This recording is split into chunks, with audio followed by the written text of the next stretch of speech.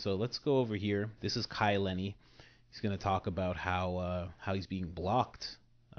Let's go into that. This professional surfer here has been speaking out about how the local government in Maui has been preventing him and his colleagues from sending insulin to people that have been hit hard by the wildfires. We've been trying to get insulin flown in from Kona over to Kapalua, but our flights are being blocked by the Department of Health because it wasn't approved by them. Have no support. They're actually making it more difficult for us to try to help our Ohanas, our families, and our friends that are in need of us. I spoke to him in a recent interview, and this is what he had to say. It's been tremendously difficult to get specific things like medication, insulin, and really important stuff that people require to live to them. Most of the areas over there doesn't have power still. And, we're trying our best, but we're being blocked, and they're waiting for whatever reason. And I'm not sure what it is. It's ironic that the people that we put into government to actually help us are making it more difficult for us to even just help ourselves. Now I reached out to the Department of Health to see if they wanted to comment on this allegation, and they have not responded at this time. But Kai says since he's spoken out, the Department of Health has now allowed him to fly in the insulin. So let's go back to the clip and have Tulsi and BJ finish saying what they have to say. There's a lot to unpack in this clip. And the mayor didn't go out and show his face until almost 2 weeks after the fire happened. That's insane. It's crazy. And then says he wants to take the land for the state. That's his first. Now word. this is I think one of the governor. reasons. Yeah, This is one of the governor, reasons why I sorry. wanted to talk about this. Like, how is that possible? That these people could lose their home and then lose their land?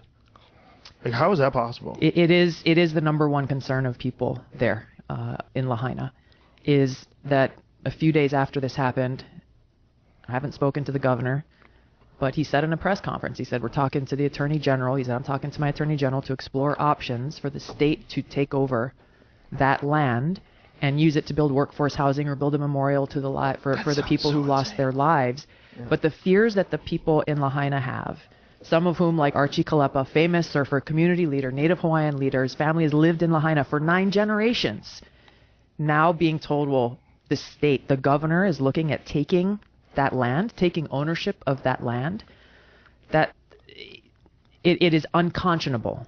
And there's, we'll for those who've been displaced, we'll see about doing a land swap and we'll send you to the Big Island to live in Puna. Jesus. It's taking away the sovereignty of people's rights to have a say over their home, in many cases, their generational lands. I just have to say real quick that you see that little part she just said, it would be a land swap. They would swap land. That land that we're talking about is prime real estate. Prime would be a gorgeous resort. Prime real estate. And it's said that a lot of corporations, it's said that Oprah and her people, all these different people have been hounding these natives to say, hey, would you sell your land? Would you sell your land? And all of them have just for years, not 2 years, for a long time, have stood strong and said, no, we will not sell. Like Tulsi was just saying, there's someone who has like 9 generations on that land. And then something like this happens. In my opinion, and I know this is quick into the podcast, but in my opinion, incompetence is out the window. Especially when they bring up a land swap. But just imagine a governor going on television after a massive tragedy where you have, we don't even know the number of people dead yet. You have this massive area that's been burned to the ground. Yeah. And then he starts talking about taking it over for the state. That's an insane position to take. It is. Post-tragedy. When people are suffering at their most, they can't even believe it happened. Yeah. And then all of a sudden he's saying, we're going to take it for the state, make a memorial? How about give the fucking people their homes back?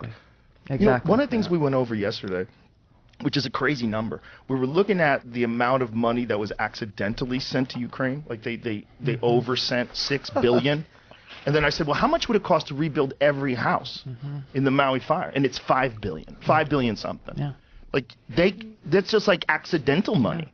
But there's no talk of doing that. There's no talk of doing that. Isn't that interesting? The way, and it's happened 2 or 3 times now where the Pentagon has said, oh, we miscalculated